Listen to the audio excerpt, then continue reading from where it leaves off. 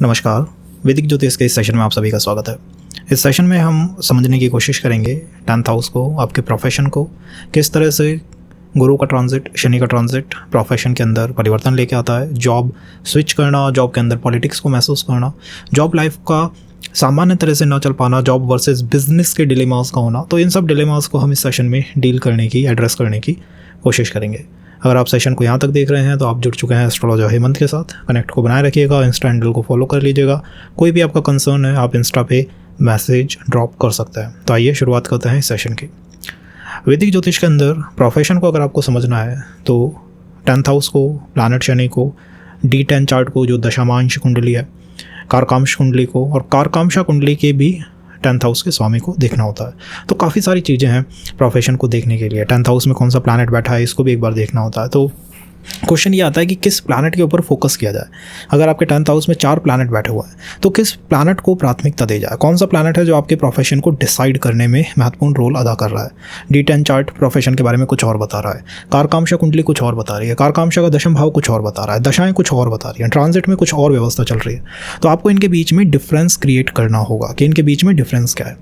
जब हम कुंडली के दशम भाव की बात करते हैं तो ये केवल और केवल प्रोफेशन तक सीमित नहीं है। 10th हाउस जो है प्रोफेशन तक सीमित नहीं है। क्यों? इस हाउस के अंदर मंगल एक्सल्टेड होता है और गुरु महाराज नीच के होते हैं। दो गुरु जो है वो नवम भाव के स्वामी हैं। अगर हम कालपुरुष की कुंडली को देखें तो नवमेश जो है वो नीच का हो रहा है दशम भाव में, जबकि यहाँ पर बेहतरीन राजयोग बनना चाहिए, धर्म कर्म राजयोग। तो वो राजयोग क्यों नहीं बन रहा और क्यों नवमेश गुरु दशम भाव में नीच के हो रहे हैं और मंगल एक्सल्टेड हो रहा है। 10th हाउस जो है वैदिक ज्योतिष का वो आपको आपकी विचारधारा, आपके कार्य करने के तरीके के बारे में बताता है। 10th हाउस केंद्र के अंदर आता है और केंद्र जो है वो कुंडली को आधार प्रदान करते हैं। केंद्रों से मिलकर ही कुंडली को वो आधारशिला, वो ताकत जो है वो मिलती है। दशमेश ये निर्धारित करता है कि इस चार्ट के अंदर, इस पर्सन के अंदर कितना पोटेंशियल है, कितनी एफर्ट देने की क्षमता है इस पर्सन के अंदर। इसीलिए यहाँ पर मंगल जो है वो एक्सल्टेड होते हैं। जुपिटर जो है वो कर्म के फल जो होता है, कर्म फल के स्वामी है। सो दैट कॉन्सेप्ट ऑफ निष्काम Karma comes from the 10th house of वैदिक एस्ट्रोलॉजी। तो ये जो बर्थ चार्ट का 10th हाउस है ना, ये निष्काम कर्म के बारे में बताता है। जहाँ पर लॉर्ड कृष्णा ने, अब ये थोड़ी सी हटके बात है बट ये आपको 10th हाउस को समझने में मदद करेगी। अदरवाइज आप हमेशा ये देखते रहेंगे 10th हाउस का स्वामी 4th हाउस में बैठा हुआ है, मेरा वर्क कैसा होगा, मेरे प्रोफेशन कैसा होगा।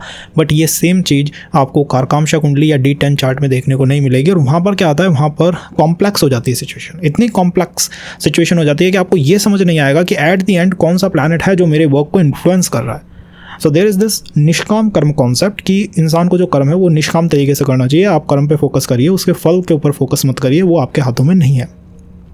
दैट्स द रीज़न कर्म फल के जो स्वामी हैं गुरु, वो 10th हाउस में नीच के होते हैं। और जहाँ पर वो सुनाई गई थी, जहाँ पर वो गीता का संवाद हुआ है, आप उसे कह सकते हैं, that is the battle field. धर्म क्षेत्र Kurukshetra, that is the battle field. और बैटल फील्ड के स्वामी कौन है? मंगल। तो मंगल यहाँ पर एक्सल्टेड रहते हैं कि इंसान को हमेशा एनर्जीज इन्वेस्ट करनी चाहिए टू द राइट वर्क, और राइट वर्क कर लेना चाहिए रादर दैन दैट कि मुझे कहाँ से गेन प्राप्त होगा। दैट इज़ द रीज़न कि ऑफिस पॉलिटिक्स होती रहती है, चीज़ें आपके हाथों से जाती रहती हैं, but cause you are focusing on Jupiter, you are focusing on the result, you not taking the right action. That is the prime reason कि चार्ट का जो पोटेंशियल है वो डाउन क्यों हो जाता है या चार्ट इतनी अच्छी तरीके से वर्क क्यों नहीं कर पाता। दैन द सेकंड इज़ कि अष्टम भाव जो है वैदिक ज्योतिष का, उसके अंदर जो है वो डेथ रिजाइड करती है। डेथ जो है अष्टम भाव के अंदर है, फिजिकल डेथ अष्टम भाव के अंदर है।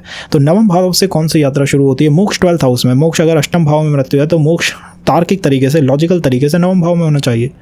नवम भाव दो कुंडली का सबसे पावरफुल भाव है, पर वहाँ पे मोक्ष नहीं है, वहाँ पे धर्म है। वहाँ पे एक न्यू जर्नी जो है वो स्टार्ट होती है, वहाँ से गुरु की यात्रा शुरू होती है। सो दैट इज़ द आत्मा की जर्नी जो है वो स्टार्ट होती है नवम भाव से।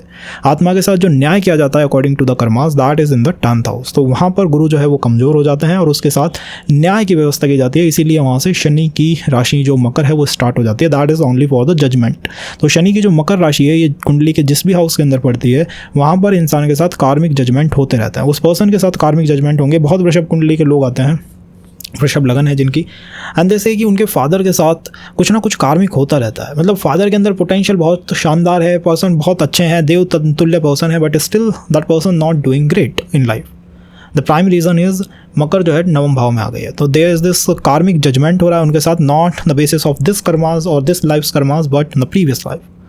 सो that is the second thing कि मकर राशि और 10th हाउस में जितने प्लैनेट आपके होंगे, जितने ज़्यादा प्लैनेट आपके मकर और 10th हाउस के अंदर आ गए, उतने ज़्यादा जजमेंट और जस्टिस आपके साथ की जाएगी। जस्टिस और जजमेंट का मतलब है कि चीज़ें फ्री विल नहीं होगी वहाँ पर और प्री डिज़ाइंड चीज़ें होंगी, इसीलिए बर्थ से कोई समस्या आना।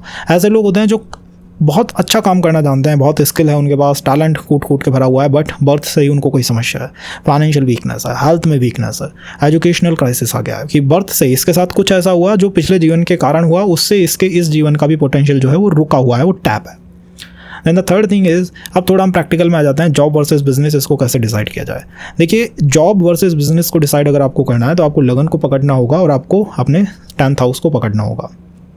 जितने प्लैनेट लगन के आसपास होते हैं उतनी ही वो फ्री विल दिखाते हैं। ऐसे चार्ट हैं कि 3rd हाउस के अंदर 4 प्लैनेट बैठे होंगे। अब ऐसा पर्सन कहीं पे भी चला जाए, ये काम क्या करेगा, जो इसकी इच्छा से निकल गया है। अगर इच्छा नहीं है तो ये काम नहीं करेगा, that is for the business.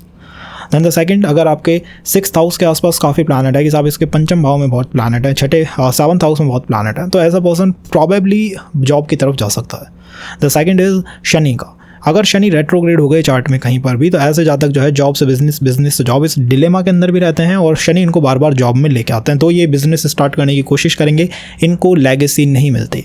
मतलब ऐसा नहीं है कि फादर की दुकान है वहाँ जाके ये बैठ गए ना, ये कुछ अपने दम पे ही नया स्टार्ट करने की कोशिश करते हैं कि मैं मेरे दम पे ही एक नई दुकान या कुछ कोई भी वर्क जो है स्टार्टअप एंड ऑल ये कुछ करूँगा। And the third thing is कि लग्नेश की पावर कितनी स्ट्रॉन्ग है, लग्नेश की पावर कितनी ज़्यादा है, षडबल के अंदर कितनी ज़्यादा है और लग्नेश के आसपास किस तरह के प्लैनेट बैठे हुए हैं। अगर लग्नेश के आसपास शुक्र, चंद्रमा और बुध जैसे प्लैनेट बैठे हुए हैं तो जातक का जो मन है और दिमाग है, एक तो वो चंचल हो सकता है, क्रिएटिव हो सकता है और मनी माइंडेड पर्सन होता है। वहीं अगर शनि बैठ गया लग्नेश के साथ, शनि कंजंक्शन में, सूर्य कंजंक्शन में, तो ऐसे जातकों को स्टेटस चाहिए, ऐसे जातकों को सर्विस करनी होती है, तो ये जॉब की तरफ जा सकते हैं। And fourth important point is कि सूर्य का 2nd हाउस से किसी भी तरह का संबंध। There is a shloka, Surya is in the 2nd house and person becomes the clerk। तो पर्सन जो है वो क्लर्क हो जाता है। क्लर्क का मतलब है कि मतलब छोटी मोटी जॉब में ऐसा पर्सन चला जाता है। दो पर्सन सेटिस्फाई होगा या नहीं होगा जॉब से और प्लैनेटों पे डिपेंड करता है। ऐसे पर्सन जो होते हैं जिनके सूर्य 2nd हाउस में हो, ये भी बहुत ज़्यादा आप कह सकते हैं ईगोइस्टिक होते हैं या फिर इनको भी अपनी फ्री विल चाहिए कि हम ही डिसीजन लेंगे। तो ये एक समस्या इनके साथ बनी रहती है। तो आप इन 4-5 पॉइंटों को अप्लाई करके देख सकते हैं कि जॉब वर्सेस बिजनेस किस तरफ आपका चार्ट जा रहा है। दशाएं मैटर करती हैं, D10 चार्ट मैटर करता है, कारकांक्षा कुंडली मैटर करती है। सारी चीज़ें जो हैं उनका स्पेसिफिक रोल है, स्पेसिफिक। आप एक को दूसरे से मिला नहीं सकते। आप 10th हाउस जो है आपके बहुत चार्ट का, उससे ये नहीं कह सकते ये कि मेरा प्रोफेशन ही है ये बस। 10th house is for the निष्काम कर्मा। 10th हाउस डिसाइड करता है कि ये पर्सन अपनी लाइफ में कितनी ऊंची स्टेटस को प्राप्त कर सकता है। 10th हाउस डिसाइड करता है कि ये पर्सन नॉर्मल डेली लाइफ के जो कर्मास हैं उन्हें कर पाएगा या नहीं कर पाएगा, रिस्पॉन्सिबिलिटीज़ हैं उनको परफॉर्म करेगा या नहीं करेगा और किस तरह का इसका कैरेक्टर और व्यवस्थाएं घर में बनी रहेंगी। तो 10th हाउस बहुत बड़े डायमेंशन को डील करता है और उस डायमेंशन का नाम है कर्म का डायमेंशन, कि आप कैसे कर्मास करने वाले हैं। तो ये एक बहुत बड़ी व्यवस्था है। इसका मतलब ये नहीं है कि ये केवल आजीविका को प्रभावित करेगा या केवल आजीविका के स्रोतों को दिखाएगा ना, दोनों में बाइनरी फर्क है। कारकांक्षा कुंडली का 10th हाउस, उसमें बैठा प्लैनेट आपके प्रोफेशन को दिखाता है इस जीवन के। उसको हम डेफिनेटली समझेंगे अगले सेशन में, कॉज हम कार्मिक सीरीज़ और प्रोफेशन सीरीज़ दोनों को स्टार्ट कर रहे हैं इस चैनल के ऊपर। तो उसके लिए आपको कनेक्ट को बनाए रखना होगा और ज़्यादा से ज़्यादा एनालिसिस को देखने की कोशिश कीजिएगा, जिससे कि आपको एक ब्रॉड पर्सपेक्टिव आ सके वैदिक एस्ट्रोलॉजी कैसे वर्क करती है। अदरवाइज़ यहाँ पर मंगल आपके कर्मास को दिखा सकता है, आपके प्रोफेशन को दिखाएगा। कारकांक्षा में जुपिटर हो सकता है, D10 में आपका सूर्य कोई प्रोफेशन को दिखा दे और फिर आप कहेंगे कि हर प्लैनेट का ही प्रोफेशन शायद मुझे कर लेना चाहिए। तो ये फिर चीज़ें कॉम्प्लेक्स होती चली जाती है और हमें चीज़ों को कॉम्प्लेक्स नहीं करना है। हमें समझना है कि इनका डिफरेंस क्या है, कौन सा कर्म मुझे इस जीवन में करना है, क्या प्रोफेशन में इस जीवन में करना चाहिए, जॉब वर्सेस बिजनेस के अंदर मुझे सेपरेशन लाना चाहिए और मुझे समझना चाहिए कि कैसे ये जो जॉब मार्केट है, वर्क का, प्रोफेशन का जो वर्क सिस्टम है वैदिक एस्ट्रोलॉजी में वर्क करता है। So that is for the job versus business का dilemma. Now there comes the 10th house lord की 10th हाउस लॉर्ड जिस भी भाव के अंदर बैठता है उस भाव से वो क्या रिजल्ट निकाल के लाएगा। दशमेश का लगन के अंदर होना। दशमेश जब लगन के अंदर जाता है तो जातक जो है वो काफ़ी ज़्यादा इन्फ्लुएंस्ड हो जाता है अपने 10th हाउस से। मीन्स लगन एक ऐसा प्लेस है, लगन एक ऐसा प्लेस है कुंडली का जिसको हमेशा सराहाया गया है। मतलब आप लगन के बारे में कुछ बुरा नहीं कह सकते, लगन के बारे में आप कुछ बुरा नहीं कह सकते। लगन केंद्र भी है, लगन त्रिकोण भी है, लगन आधार है, लगन भूतकाल भी है, लगन भविष्य भी है। लगन वो व्यवस्था है जहाँ पर भूतकाल ने भविष्य के साथ हाथ मिलाए हैं। तो लगन वर्तमान को कम, भूतकाल भविष्य को ज़्यादा इंडिकेट करती है, इसीलिए इसे पवित्र माना जाता है ना। कोई भी प्लैनेट जब लगन के अंदर आता है तो वो आपकी पर्सनालिटी को इन्फ्लुएंस करता है। लगन मेडिकल एस्ट्रोलॉजी में आपके मस्तिष्क का निर्धारण करती है, मस्तिष्क को प्रभावित करती है। तो यहाँ पर बैठा हुआ प्लैनेट आपके मस्तिष्क के ऊपर सवार प्लैनेट की तरह होता है कि उससे रिगार्डिंग उससे संबंधित जो विचार हैं, जो थॉट हैं, जो प्रोसेस हैं, वो आपके माइंड में चलते रहते हैं। आप सोचते रहते हैं उस प्लैनेट के रिगार्डिंग कि हाँ ठीक है, 10th हाउस का स्वामी है तो वर्क के बारे में सोचना। ऐसे जातक जो है ऑल द टाइम प्रोफेशन के बारे में सोचते हैं। इनको आजीविका के स्रोत का पता लगाना, प्रोफेशन को समझना काफ़ी ज़्यादा अच्छा लगता है और उसके बारे में आप सामान्य पर्सन से ज़्यादा सोचने वाले पर्सन डेफिनेटली होता है। 10th हाउस के स्वामी हैं, लगन के अंदर बैठे हुए हैं। मैंने आपको बताया 10th हाउस वो प्लेस है वैदिक बर्थ का चार्ट का, वो प्लेस है जहाँ पर जस्टिस की जा रही है। तो इसका जो स्वामी है वो भी न्याय को इंडिकेट करता है। न्याय की व्यवस्था शुरू होती है 10th हाउस से, कॉज ये लगन के अंदर बैठे हुए हैं, जातक के साथ न्याय बार बार होता रहता है। Out of blue all of a sudden चीज़ें होती हैं और न्याय की व्यवस्था यहाँ चलती रहती है।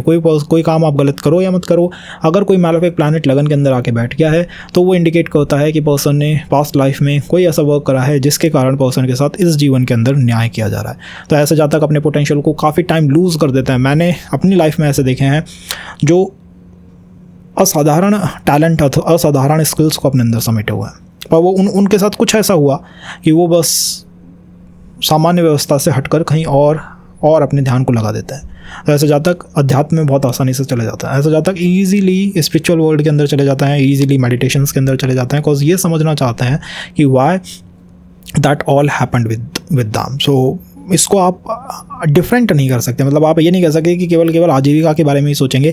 ऐसे पर्सन आफ्टर मैरिज लाइफ से भी बहुत ज़्यादा प्रभावित होता है। आफ्टर रिलेशन की जो एनालिसिस या जो लाइफ होती है उससे ये बहुत ज़्यादा प्रभावित होता है। वो इनके माइंड में कहीं ना कहीं घर बना के बैठी होती है व्यवस्था कि कैसे इनके साथ आप कह सकते हैं अच्छा हुआ, पॉजिटिव हुआ या नेगेटिव हुआ, डिपेंड ऑन द प्लैनेट कि प्लैनेट किस तरह का है, उस पर बहुत चीज़ें डिपेंड करती हैं। क्या वो किसी राजयोग को बना रहा है या नहीं बना रहा है। अगर ऐसा प्लैनेट किसी राजयोग को बना रहा है तो सब कुछ इनके साथ अच्छा रहता है, आफ्टर मैरिज लाइफ बहुत शानदार रहती है और उसकी वजह से ये अपने प्रोफेशन में बहुत उन्नति करता है। बट अगर चीज़ें इनके साथ डिस्टर्बिंग रही, कोई मैलेफिक प्लैनेट आके बैठ गया, तब फिर after marriage, after relation life ऐसी डिस्टर्ब रहती है, वहाँ पे फिर ये सोचते हैं कि लाइक वाई टू, कि क्यों ही किया जाए। तो वहाँ पर इनका जो पोटेंशियल, जो एनर्जी है वो टैप हो सकती है। तो इसका हमें ऑलवेज ध्यान रखना चाहिए जब भी लगन के अंदर 10th हाउस का स्वामी बैठा हो। दो यहाँ पर ये केंद्र त्रिकोण का राजयोग बनता है। मैं नहीं कह रहा कि यहाँ राजयोग नहीं है, यहाँ कोई एनर्जीज की कमी है। मैं जस्ट आपसे कह रहा हूँ कि हमें एक स्टेप थोड़ा आगे जाना चाहिए, कॉज ये 10th हाउस का स्वामी है, ये आपके मस्तिष्क को प्रभावित कर रहा है। और यहाँ पर मकर की एनर्जीज डेफिनेटली होती हैं। पर्सन मोस्टली जो है जॉब की तरफ जाने की कोशिश करता है, उसकी ज़्यादा संभावनाएं जॉब की तरफ ही रहती हैं। अगर प्लैनेट ऐसा है जो कि नीच का है तो नीच के प्लैनेट जो होते हैं वो अर्ली सफलता दे देते हैं। अब ये एक अलग तरह की बात है कि नीच का शनि जो होता है वो 20-22 साल की उम्र से कमाने लग जाता है। उच्च का शनि या मूल त्रिकोण का शनि जो होता है वो 35 साल तक का वेट कर लेता है। तो ये दो डिफरेंट व्यवस्थाएं हैं। नीच का प्लैनेट जो होता है वो कलयुग के अंदर ज़्यादा एफर्ट देता है, तो वो जल्दी से जल्दी रिजल्ट को निकालने की कोशिश यहाँ पे करता है। 10th हाउस के लॉर्ड का 2nd हाउस के अंदर होना। 2nd हाउस सपोर्ट सिस्टम है। दशमेश जब भी 2nd हाउस के अंदर आते हैं, जातक का मेन जो माइंड सेट होता है या मेन जो थिंकिंग होती है वो क्या होती है? वो होती है सपोर्ट सिस्टम को बिल्ड करना। ऐसे लोग हमेशा एक अच्छा सपोर्ट सिस्टम बनाना चाहते हैं। तो इनके जीवन का जो मूल उद्देश्य है कहीं ना कहीं वो एक बेटर सपोर्ट सिस्टम बिल्ड करना है। इसीलिए 2nd हाउस जो है वो परिवार का भाव भी है। दशमेश जब 2nd हाउस में आता है तो ऐसे पर्सन आपको बहुत ज़्यादा रिस्पॉन्सिबल दिखाई देंगे। ये हमेशा फैमिली के टुवर्ड रिस्पॉन्सिबल भी होते हैं, उनकी जिम्मेदारियों से भी नहीं भागते। और इनका मेन माइंड सेट होता है, मुख्य विचार जो होता है इनका क्या होता है कि फैमिली को जो है वो सस्टेनमेंट प्रोवाइड करना है और एक ऐसा इकोसिस्टम बनाना है जो कि हमेशा आपको अप्रिशिएट करे। इसीलिए 10th हाउस से जो 2nd हाउस है वो एक त्रिकोण है, तो वो उस ऊर्जा को और ज़्यादा बूस्ट कर देता है। जॉब के अंदर जाने की संभावनाएं मुझे ज़्यादा दिखाई देती हैं। एज 2nd हाउस जो है वो इनकम का भाव है, तो यहाँ पर जॉब पे जाने की संभावनाएं ज़्यादा होती हैं। 2nd हाउस फैमिली का भाव भी है, तो फैमिली की तरफ से अगर कोई बिजनेस या कोई अपॉर्चुनिटी आए तो पर्सन उसके लिए मना भी नहीं कर सकता, कॉज ये यस मैन टाइप के जो पर्सन है वो डेफिनेटली होते हैं। 10th हाउस का स्वामी जब भी 2nd में होगा, फैमिली के साथ जस्टिस होती रहती है। ये हो सकता है आपको पसंद ना आए, बट जैसा मैंने एनालिसिस में बताया कि 10th हाउस कुंडली का एकमात्र ऐसा भाव है जिसके अंदर जस्टिस करने की तीव्र इच्छा और तीव्र ऊर्जा दोनों ही मौजूद है। तो ये जैसे ही 2nd हाउस में आता है, फैमिली के साथ जस्टिस होती है, and that also cause of past life karmas. तो पास्ट लाइफ कर्मास की वजह से चीज़ें होती हैं। इस जीवन में भी फैमिली की सेइंग इस तरह की हो सकती है कि हम इतने अच्छे लोग हैं, हम बिल्कुल संत महात्मा टाइप के लोग हैं, हम बहुत अच्छा करते हैं दुनिया के साथ, बट फिर भी हमारे साथ इनजस्टिस क्यों हो रही है या फिर भी हम इतना सफ़र क्यों कर रहे हैं? The reason is simple, cause 10th house जो है वो 2nd हाउस से कनेक्टेड है। तो इसके कारण फैमिली जो हो सकता है कि फैमिली जो है इस तरह के इन्फ्लुएंस के अंदर भी हो कि उनके साथ बार बार चीज़ें होती हैं, आउट ऑफ ब्लू होती हैं, जो उन्हें भी नहीं पता क्यों होती हैं, बट डेफिनेटली कुछ ना कुछ है आपके सेकंड हाउस में जिसके साथ बार बार जस्टिस की प्रक्रिया जो है वो दोहराई जा रही है। ये मूल रूप से गुरु का अभाव है, और गुरु का जब भी दशम भाव से कनेक्ट बनता है, मीन्स सेकंड हाउस में कोई प्लैनेट आके बैठे, दशमेश आके बैठे, तो गुरु क्या करते हैं, गुरु उसके रिगार्डिंग आपको ज़्यादा से ज़्यादा एनर्जीज़ या ज़्यादा से ज़्यादा नॉलेज देने की कोशिश करते हैं। तो ऐसे लोग जो होता है पॉसिबल हो पाता है कि ये गवर्नमेंट जॉब में चले जाएँ, सिविल्स में चले जाएँ, या फिर ये कहीं ना कहीं एडवाइस गिविंग वर्क के अंदर, कंसल्टेंसी फॉर्म एंड इस तरह के वर्क्स के अंदर ये चले जाएँ, या पॉसिबल होता है कि ये लोग एक से अधिक इनकम के सोर्सेज को जनरेट करने की कोशिश करें। बट स्टिल रिमेंबर गाइज, ये सेकंड हाउस है, ये लिवलीहुड को या आपके सपोर्ट सिस्टम को दिखाता है, तो कुछ भी ऐसा हो सकता है जो एकदम से आपके सपोर्ट सिस्टम को डिस्टर्ब करे।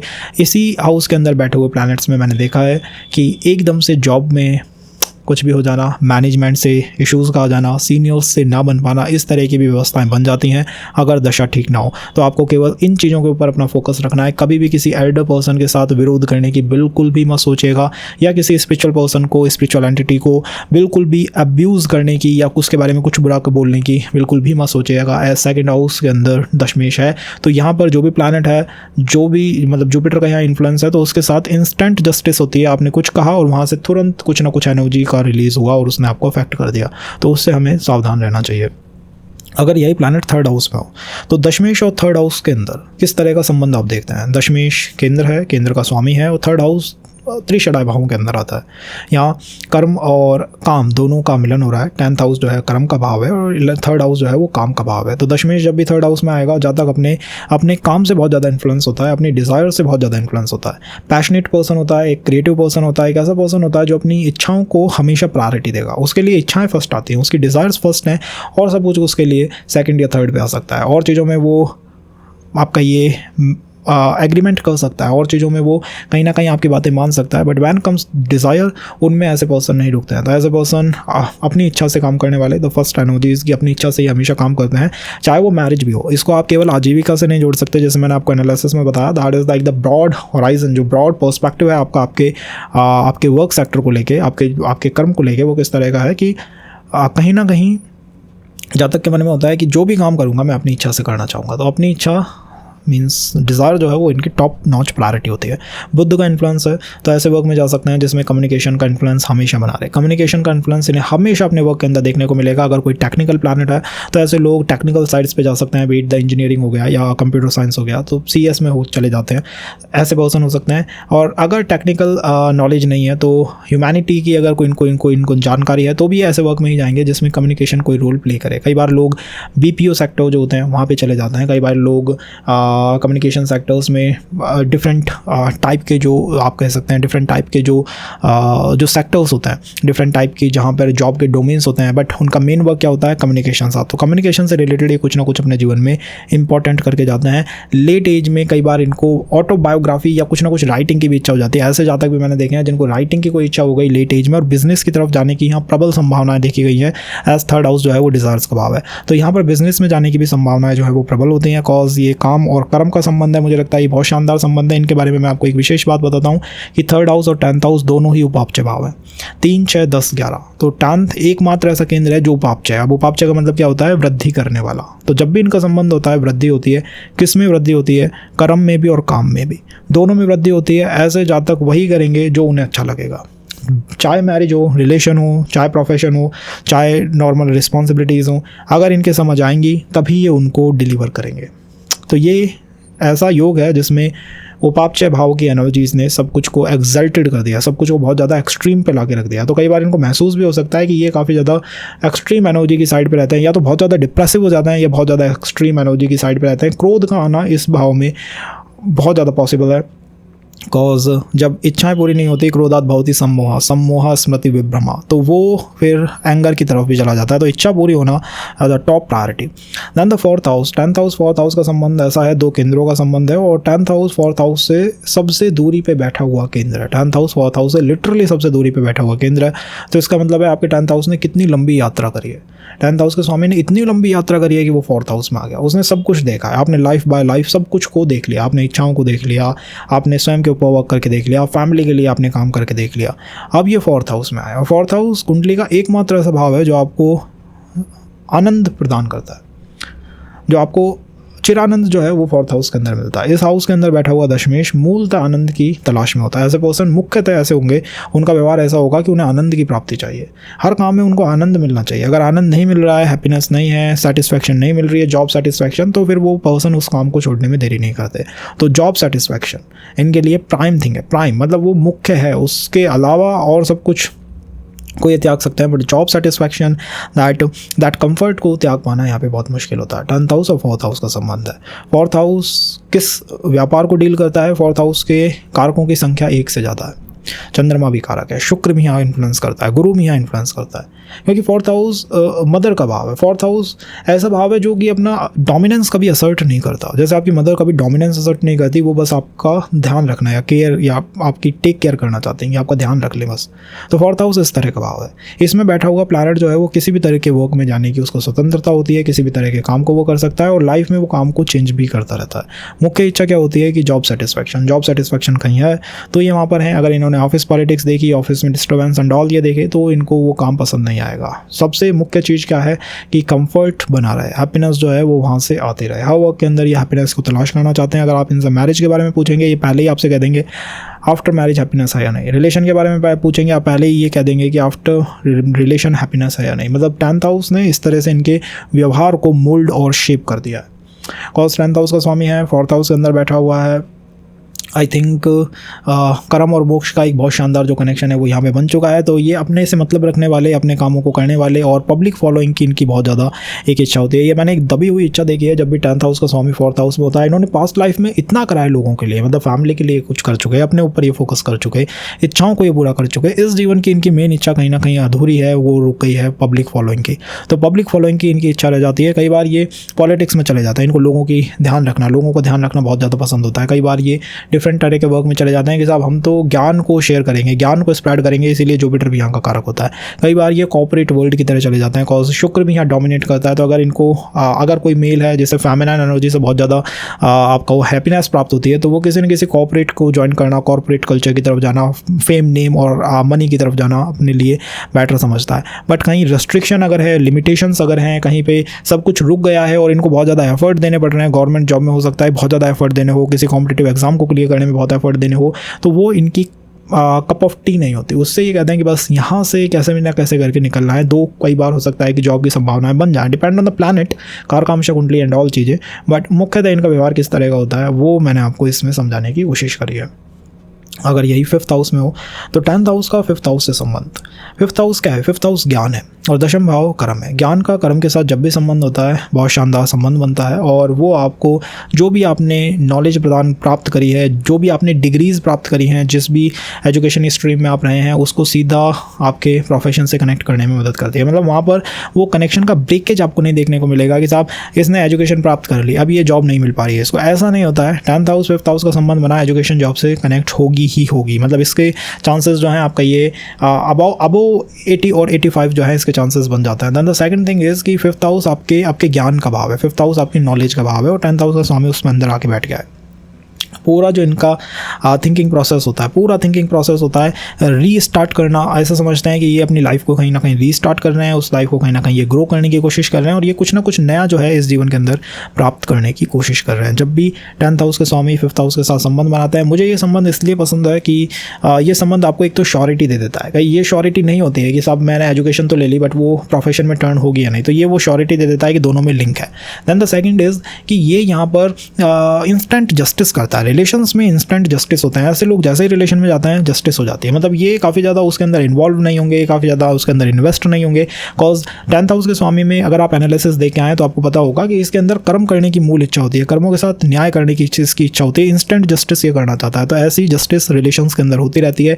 कुछ भी आपका ये कम समय के अंदर ही पार्टनर के बारे में पता चीज़ें लग जाती हैं। तो इंट्यूशन पावर जो है वो भी आपकी एक सुपर होकर वर्क करती है और अर्ली एजेस में ही चीज़ें जो है वो फिक्स हो जाती हैं। इसीलिए इसे एक राजयोग कहा गया है कि ये राजयोग की व्यवस्था जो है यहाँ पर बन जाती है और ऐसे वर्क आपको करने चाहिए जिसमें आप बिहाइंड द टेबल हो, मतलब बिहाइंड द टेबल हो, बिहाइंड द कंप्यूटर हो, आप काफ़ी ज़्यादा इंटेलेक्चुअल टाइप के वर्क कर रहे हो, ऐसे वर्क ही डेफिनेटली आपके लिए हैं। यहाँ पर प्लैनेट जो है 6th हाउस के आसपास है, तो मुझे लगता है जॉब की संभावनाएं डेफिनेटली बनती हैं।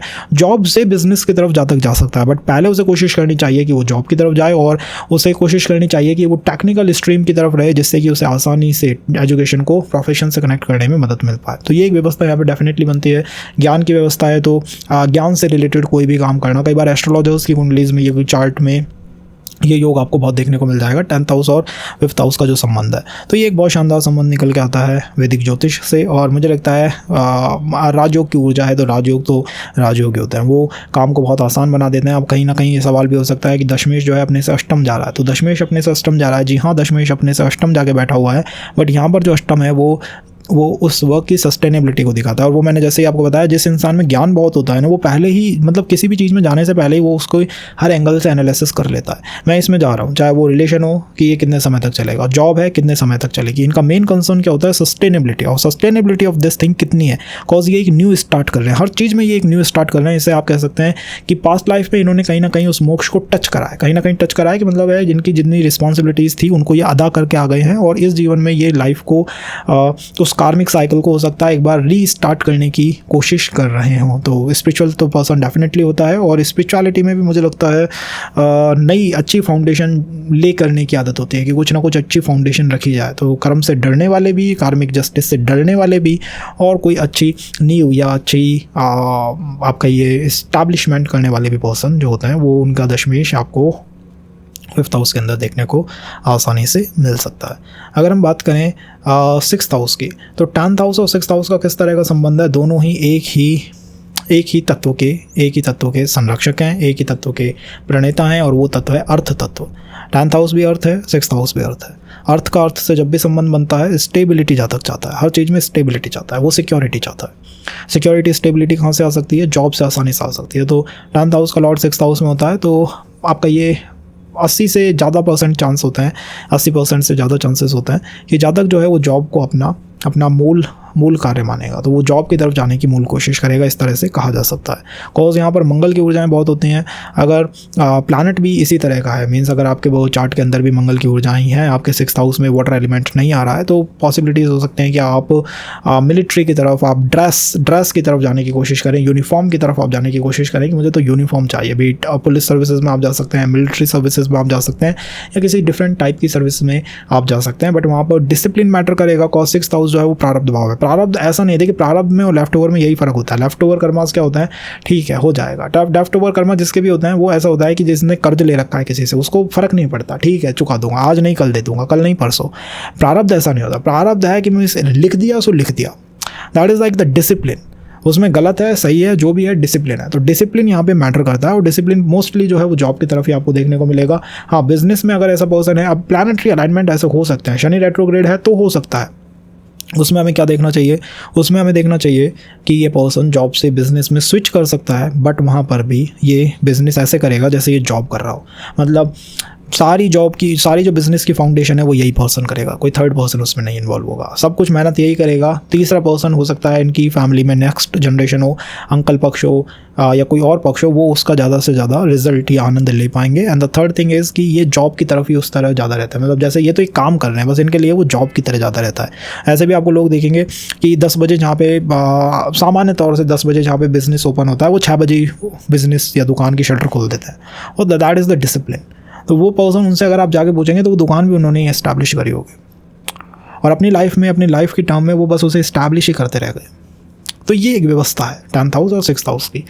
डेफिनेटली ये बहुत शानदार व्यवस्था है। ये इसलिए शानदार है कि अब आपके इस जीवन में प्रारब्ध का जो है वो जो नाश होता है ना, कि प्रारब्ध खत्म हो जाए, जिसकी कई बार होती है लोगों की इच्छा कि मुझे मेरा प्रारब्ध खत्म करना है, प्रारब्ध बर्न का ये व्यवस्था है। बिकॉज 10th हाउस क्या है, जस्टिस है, इंस्टेंट जस्टिस है, और दशम भाव का स्वामी यहाँ पे बैठा हुआ है। तो इंस्टेंट जस्टिस होगी प्रारब्ध में, बहुत आराम से आपके प्रारब्ध कटने लग जाएंगे, और आपको महसूस होगा कि विद द ड्यूरेशन, जैसे जैसे लाइफ बढ़ रही है, इंक्रीज हो रही है, अपॉर्चुनिटीज़ हो सकता है हाथों से निकले। ऐसा नहीं है कि यहाँ सब कुछ अच्छा ही अच्छा होगा, या मैं इसको शुगर कोट कर दूँ कि बहुत ये तो शानदार ही व्यवस्था हो गई, कि ऐसा तो है कि ऐसा होता नहीं है। बट शुगर कोट करने की जगह अगर आप उसको सही तरीके से समझेंगे तो आपको ज़्यादा वो हेल्पफुल रहेगा। और हेल्पफुल इसलिए है कि रेमेडीज़ में आपको रुद्राक्ष माला के ऊपर मंत्रास का जाप करना चाहिए। रुद्राक्ष में आप करेंगे तो प्रारब्ध आपके आसानी से कटेंगे, और उसके अंदर जो बर्निंग होगी, प्रारब्ध अगर कटेंगे, अगर उसमें बर्न होगा तो वो आपको महसूस होगा। फैमिली में डिस्टर्बेंस आ जाते हैं, आसपास में डिस्टर्बेंस आपको देखने को मिलेंगे, या ऐसा हो पर्सन हो सकता है कि दिन भर साहब में काम ही करता रहता हूँ, या जॉब पॉलिटिक्स है मेरे साथ बहुत। तो अगर उससे आपको बचना है तो आपको क्या करना है, रुद्राक्ष की माला, मंत्रास का जाप, चैंटिंग करेंगे, आसानी से आपके कर्मास जो है वो बर्न हो जाएंगे। उसमें आपको जो पेन है वो महसूस नहीं होगा। इसको आप कब समझ सकते हैं, जब आप चीज़ों को शुगर कोट ना करें, तभी आप इस चीज़ को समझ सकते हैं। तो मंगल का इन्फ्लुएंस रहता है, प्रमोशंस आराम से मिल जाते हैं, बट वर्क में आप ये समझिए कि ऐसा काम जिसमें इंसान को कर्म करना ही पड़ता है। मतलब ये वो व्यवस्था है जिसमें कर्ण विद अर्जुन है, तो वो अर्जुन चाहे या ना चाहे, वो उसका लिख दिया प्रारब्ध, उसको तीर खींच खींच के अपने ही लोगों को उड़ाना पड़ता है। तो दैट इज़ द प्रारब्ध व्यवस्था, कि यहाँ पर जो भी हो रहा है वो आपके हाथों में नहीं हो रही। ऐसे इंसान को महसूस होता है कि मेरे हाथों में ये नहीं है, बट मैं इसको करने के लिए मजबूर हूँ, मतलब मेरे पास कोई और ऑप्शन है नहीं। तो ये एक व्यवस्था है। 10th हाउस के स्वामी अगर 7th में हो तो 7th is what, 7th is the काम।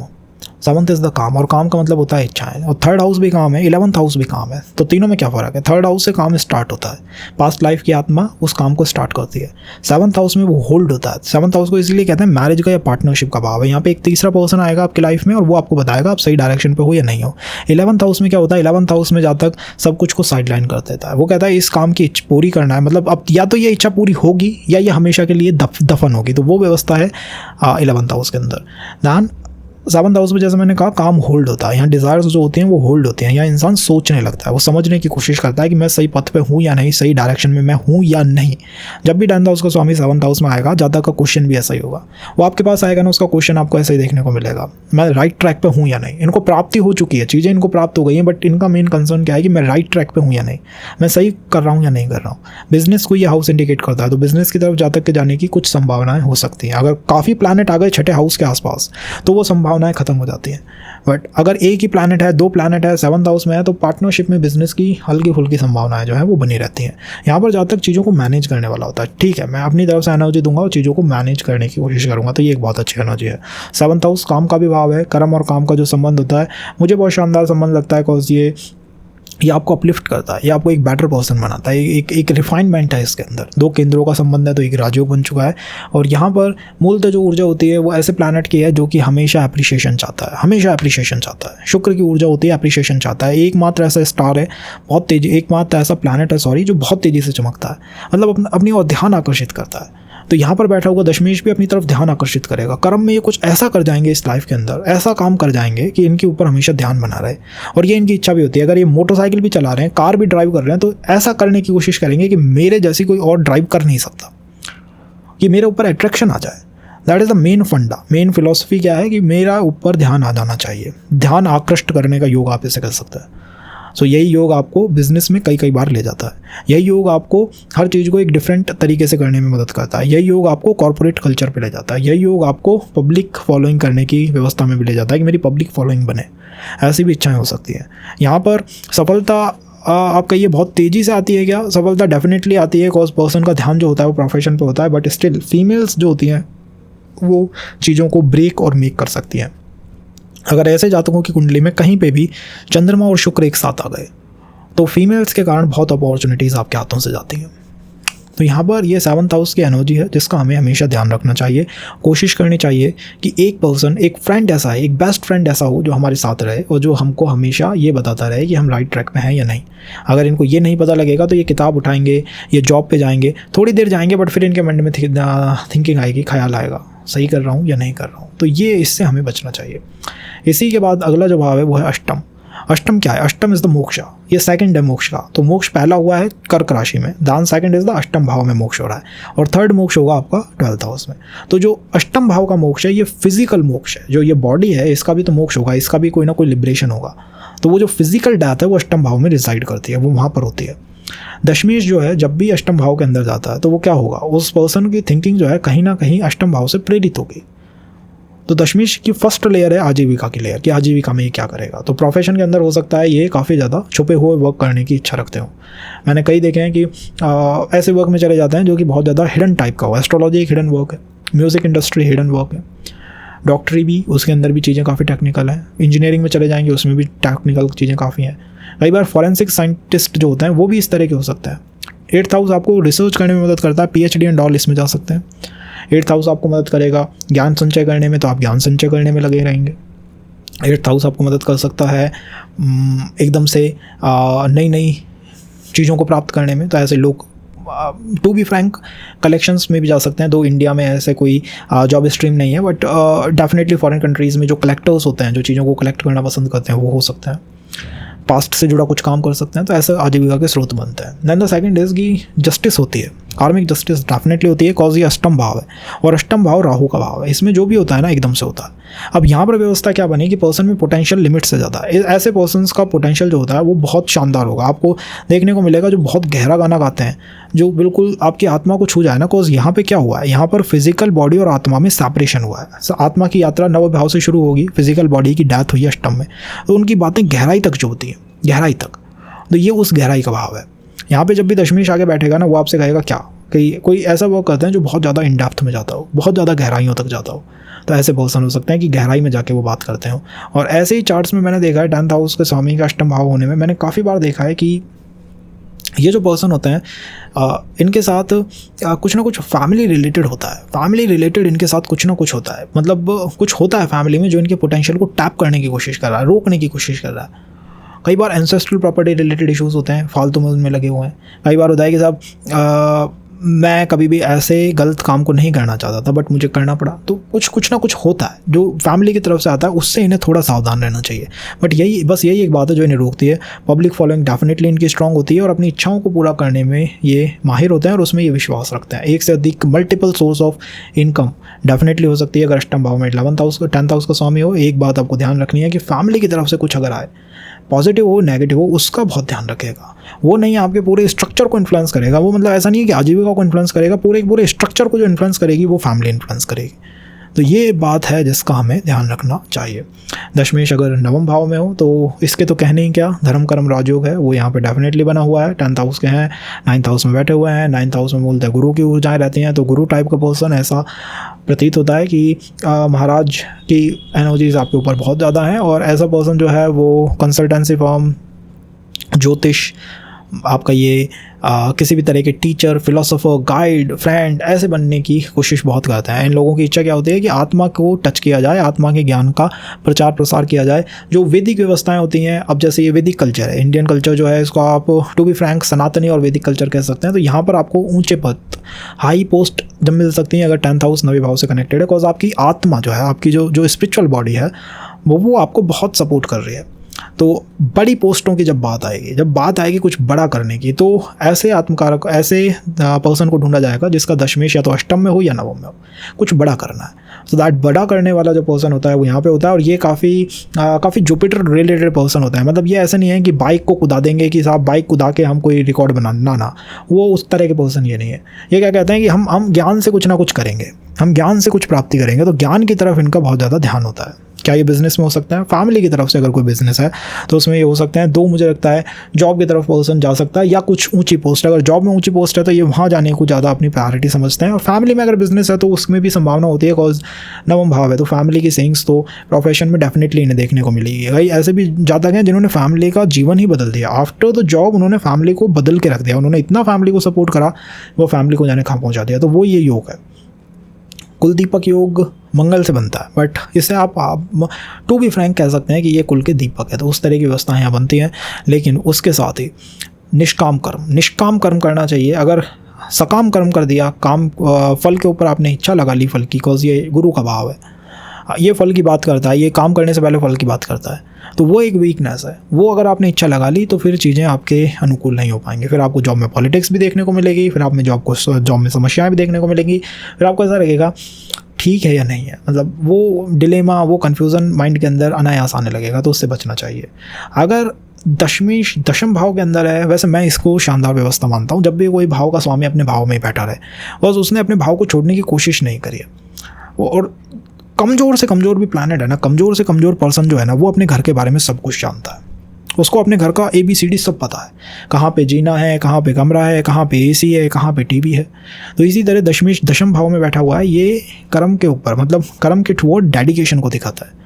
ये लाइफ टूअर, लाइफ आफ्टर लाइफ जो श्रृंखलाएँ हैं, जो सीरीज़ है लाइफ की, आत्मा ने काफ़ी यात्राएं तय करी हैं, तो वो जो सीरीज़ है लाइफ की उसमें दिखाता है कि इस जातक ने अपने कर्म से काफ़ी कम विचलन करा है। ये अपने कर्म के ऊपर दृढ़ है। तो दृढ़ कर्म करने वाले, माया से जल्दी प्रभावित ना होने वाले और अपने ऊपर विश्वास रखने वाले, ऐसे पर्सन्स के लिए दशमेश दशम।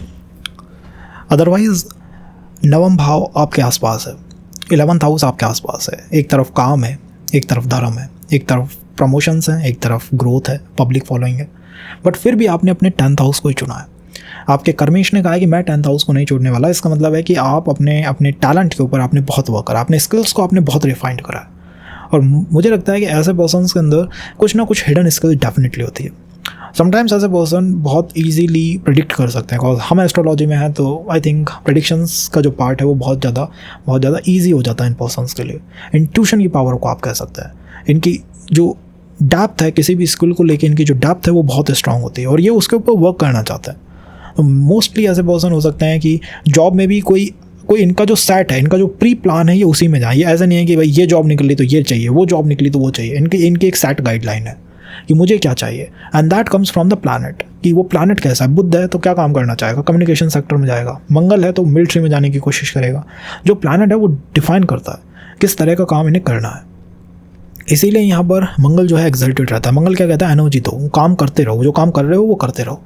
गुरु क्या करता है, गुरु कहता है ना, फल के बारे में सोचो। And when you think about the फल, अच्छा इससे इनकम नहीं हो रही, अच्छा इससे ग्रोथ नहीं मिल रही, तो आप अपने वर्क से आपका ये डीरेल हो जाते हो। तो इन दोनों में फ़र्क है। आई थिंक 10th हाउस के अंदर बैठा हुआ कर्मेश दशमेश द बेस्ट अलाइनमेंट को रखता है, बहुत स्ट्रॉन्ग दशम भाव को बना देता है। ऐसा पर्सन क्लियर व्यू रखता है, मुझे क्या करना है, कब करना है, कैसे करना है और क्यों करना है। चीज़ों के बारे में बहुत ज़्यादा क्लैरिटी आ जाती है और हर व्यवस्था के बारे में क्लैरिटी आ जाती है। मैरिज में डेफिनेटली होता है कि मदर इन लॉ इन्फ्लुएंस बहुत करती है। मदर इन लॉ का जो डोमिनेंस है वो आपको मैरिज में दिखाई देगा, पर्सनैलिटी का डोमिनेंस मैरिज में दिखाई देगा, बट अदर थिंग्स यहाँ पे सॉर्टेड होती हैं। अदर थिंग्स जो है वो डेफिनेटली सॉर्टेड होती हैं। और इच्छा क्या होती है, इच्छा होती है मूलतः अपनी ही स्किल्स को और रिफाइन करना, अपने टैलेंट के बारे में जानना, अपने आप को समझना।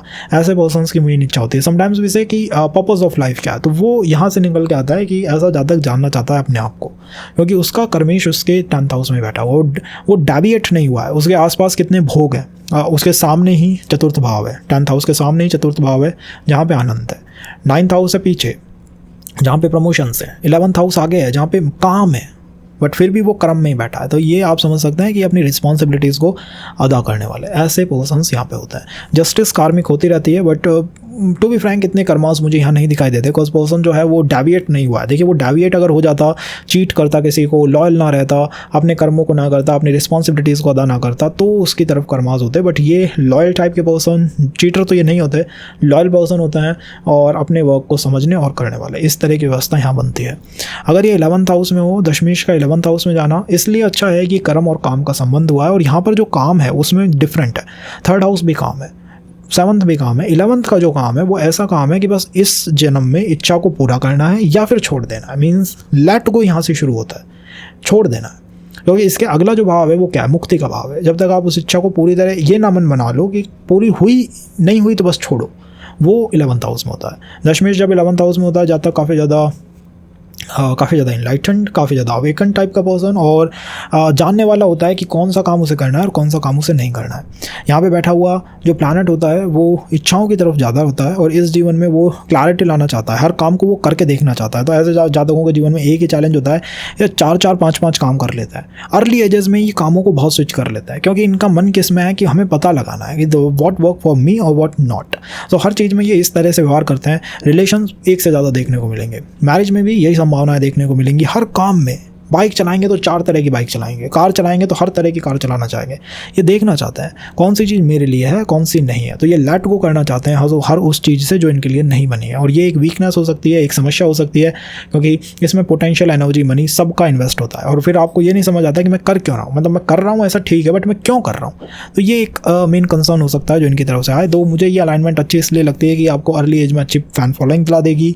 अगर आप सही प्लैनेट को समझ गए, उसके रिगार्डिंग आपने काम करा, तो यूट्यूब, इंस्टा, सोशल मीडिया से जो आता है ना फ्लक्स, वो आप आसानी से प्राप्त कर सकते हो।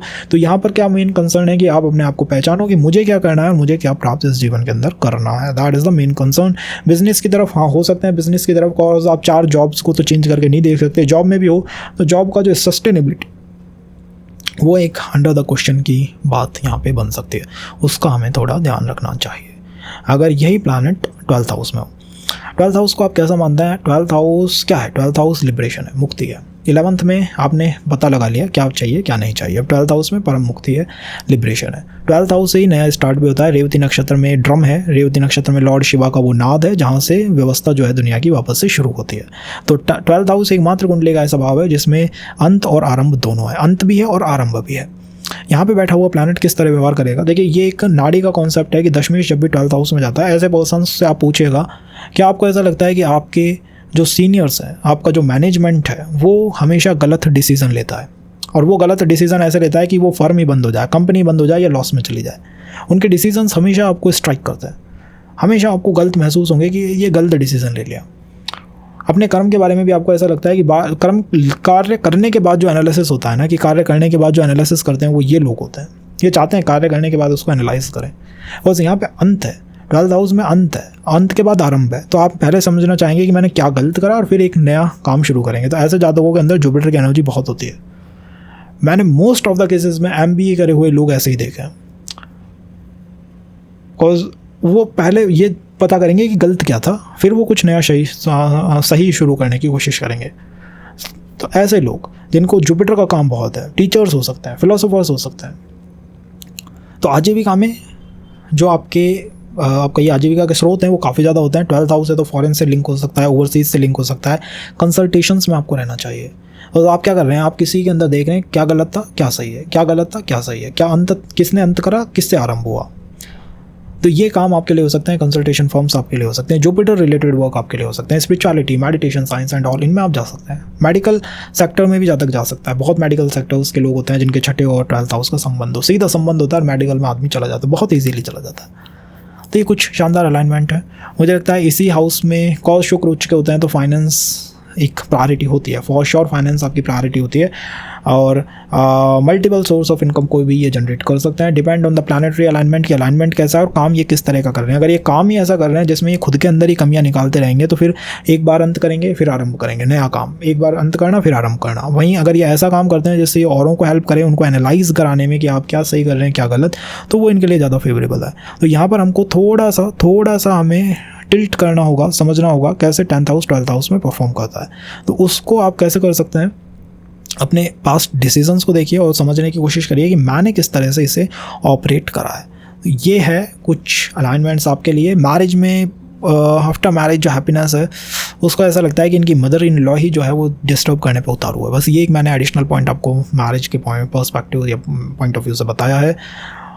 इसके अलावा आई थिंक 10th और 12th का संबंध शानदार संबंध में आता है, बिकॉज ये कर्म और मोक्ष का संबंध है। ये जब भी बनता है डायरेक्ट अवेकनिंग इनलाइटनमेंट जातक के जीवन में आता है। तो ये कुछ व्यवस्था थी जो हमने इस सेशन में कवर करने की कोशिश करी। धन्यवाद।